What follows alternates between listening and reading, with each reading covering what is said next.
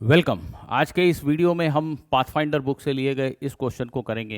Question है तो बहुत ही सिंपल अगर आप इसके फिजिक्स को समझ गए, अदरवाइज ये बहुत डिसेप्टिव हो सकता है। लेकिन उससे पहले एक बेहद इंपॉर्टेंट अनाउंसमेंट। नेक्स्ट 10 डेज में मैं आप सब के लिए लेकर आ रहा हूँ एक प्रॉब्लम वॉल्ट, एक प्रॉब्लम लाइब्रेरी जिसमें 1250 प्लस प्रॉब्लम्स और उनके सोल्यूशन होंगे। प्रॉब्लम सभी लेवल के होंगे, इजी से लेके मोस्ट डिफ़िकल्ट लेवल तक के प्रॉब्लम्स उसमें इंक्लूड किए जा रहे हैं और उन सब को मार्क किया जाएगा, उनकी ग्रेडिंग की जाएगी कि वो किस लेवल के प्रॉब्लम हैं।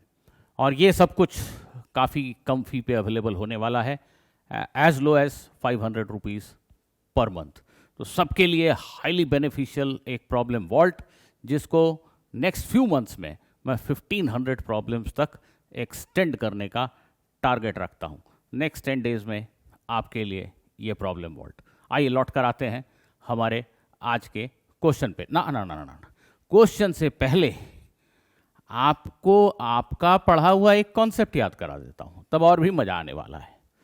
अगर एक स्पीडिंग बाइक एक circular track, flat horizontal circular track पे चल रहा है, बाइक की स्पीड बढ़ रही है, तो फ्रिक्शन फोर्स का रोल यहाँ पे क्या होता है? आप सभी को पता है कि वेलोसिटी वेक्टर के डायरेक्शन को चेंज करने के लिए फ्रिक्शन ही सेंट्रिपिटल फोर्स प्रोवाइड करेगा।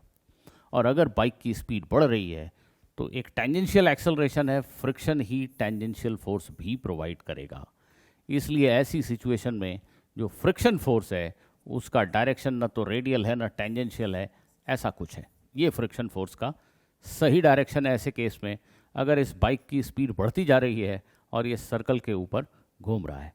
विद दिस नॉलेज आइए पढ़ते हैं हमारे आज के इस प्रॉब्लम को।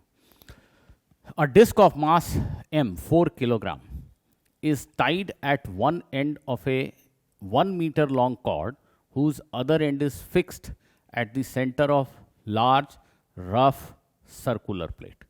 There is a large rough circular plate. One end of the cord is fixed at the center and the other end is connected to this small object which is a disc, small disc. The circular plate is maintained horizontal and rotating rapidly about a vertical axis passing through its center. This circular platform is spinning rapidly about its vertical axis passing through the center. Rapidly means, what is the speed? As large as you can think of. Okay, I have given you a hint in fact. The disc is placed gently. The disc is placed gently and released from rest as shown in the figure. ये thread का एक and यहाँ बंधा है, दूसरे and पे disc है। Disc को आपने धीरे से इसके ऊपर ऐसे रख दिया और आप हट गए। Determine the time it takes for the disc to reach a speed large enough to break the cord. The maximum tension the cord can sustain is 100 Newton. The maximum tension that this string can take is 100 Newton. Determine the time when the string will break. The coefficient of kinetic friction between the disc and the platform is 0.1. The coefficient of kinetic friction between the disc, between that small object and the platform is 0.1. I am getting out of the screen for a moment. You can capture the question and give it a try on your own. Now, the biggest confusion comes from the concept that I told you just now. What will be direction of friction in this case? Actually, there is not much of ambiguity here if you pay attention to the fact that there is slipping, clear cut slipping. ये disc की initial speed 0 है, platform बहुत तेज घूम रहा है, तो जैसे ही आपने डिस्क को इसके ऊपर रखा, कर्र की आवाज़ आ रही है, बहुत ज़बरदस्त स्लिपिंग हो रही है, साफ रबिंग हो रही है।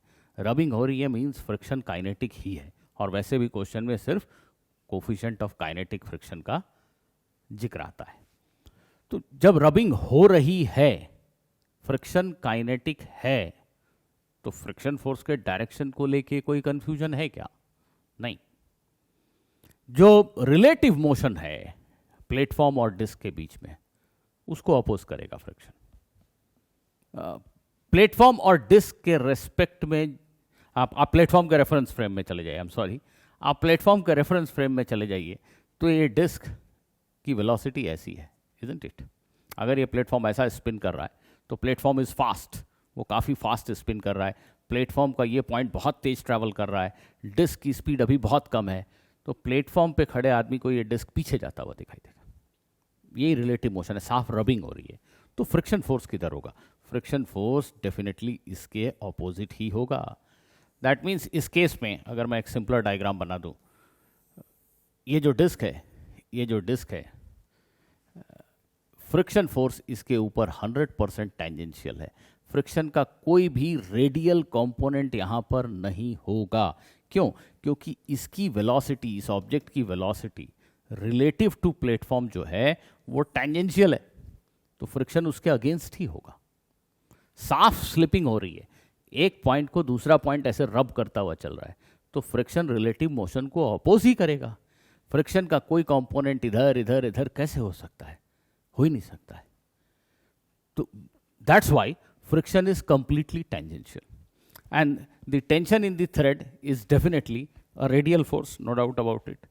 सो these two forces are having two different roles. ये जो थ्रेड का टेंशन है, इसका रोल है इसको सेंट्रीपिटल फोर्स प्रोवाइड करना, और फ्रिक्शन का रोल है इस डिस्क को, इस छोटे ऑब्जेक्ट को स्पीड अप करते रहना, इसकी स्पीड को बढ़ाते रहना। अब ये प्लेटफॉर्म तो बहुत बड़े स्पीड पे चल रहा है, उस स्पीड पे पहुंचने में इस डिस्क को बहुत समय लगने वाला है, उसके पहले ही शायद रस्सी टूट जाएगी। ऐसा ही क्वेश्चन का सेंस है, क्योंकि इसकी स्पीड कही गई है कि लार्ज है। लार्ज मतलब कितना लार्ज? आप जितना इमेजिन कर सकते हो। तो इसकी स्पीड 0 से 1 2 3 4 ऐसे बढ़ रही है। एक समय आएगा जब इसकी स्पीड इतनी हो जाएगी कि रस्सी का टेंशन रिक्वायर्ड सेंट्रीपिटल फोर्स को प्रोवाइड नहीं कर पाएगा, रस्सी टूट जाएगी। मैक्सिमम टेंशन जो रस्सी ले सकती है वो 100 न्यूटन है। This is equal to mv²/r। m is 4 kg, v नहीं पता है, radius is 1 metre, therefore v is 5 metre per second. जैसे ही इस छोटे ऑब्जेक्ट की स्पीड 5 मीटर पर सेकेंड को टच करेगी, रस्सी में टेंशन 100 न्यूटन हो जाएगा और रस्सी टूट जाएगी। अभी भी वो डिस्क स्लिप ही कर रहा है प्लेटफॉर्म पे, पर ये रस्सी टूट गई। तो डिस्क की स्पीड को 0 से 5 तक पहुंचाने में फ्रिक्शन ने कितना टाइम लिया? फ्रिक्शन लगातार काइनेटिक है। काइनेटिक फ्रिक्शन की एक ही वैल्यू होती है, म्यू के इंटू एन। तो एन मतलब mg। तो जो फ्रिक्शन फोर्स है वो म्यू के इंटू एन है, इसलिए जो टेंजेंशियल एक्सेलरेशन है इस ऑब्जेक्ट का, rate of change of speed है इस ऑब्जेक्ट की, tangential acceleration, this divided by mass, mu के इंटू जी। म्यू के की वैल्यू 0.1 दी गई है, इसलिए 1 मीटर पर सेकेंड स्क्वायर। तो इस डिस्क को जैसे ही यहाँ रखोगे, इसकी स्पीड पर सेकेंड 1 मीटर पर सेकेंड की रेट से बढ़ने लगेगी। तो ऑब्वियसली 5 सेकेंड्स लगेंगे इस डिस्क की स्पीड को 5 मीटर पर सेकेंड पहुँचने में। हर सेकेंड में स्पीड 1 बढ़ जाती है, 5 सेकेंड में 5 बढ़ जाएगी। जैसे ही 5 हुई, रस्सी में टेंशन 100 पहुँचा, रस्सी टूट गई।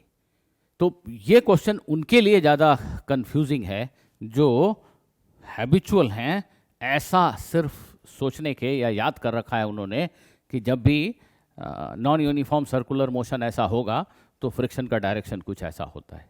नहीं, यहाँ पे स्लिपिंग नहीं हो रही है, प्योर रोलिंग करता हुआ ये बाइक ऐसे घूम रहा है, आप ऐसे इमेजिन कर लो। यहाँ पे जो फ्रिक्शन है वो स्टैटिक फ्रिक्शन हो सकता है, जबकि इस क्वेश्चन में क्लियरली जो फ्रिक्शन है वो काइनेटिक फ्रिक्शन है।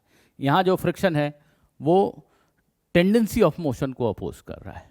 कॉन्टैक्ट पॉइंट ओवरऑल जिधर भागने की टेंडेंसी रखता है उसको अपोज कर रहा है, लेकिन यहाँ पे ये जो कॉन्टैक्ट पॉइंट है उसके रिलेटिव वेलोसिटी की डायरेक्शन आपको पता है, फ्रिक्शन उसके अगेंस्ट है, मीन्स टेंजेंशियल है। I hope you like this video, give it a like, good bye, see you again.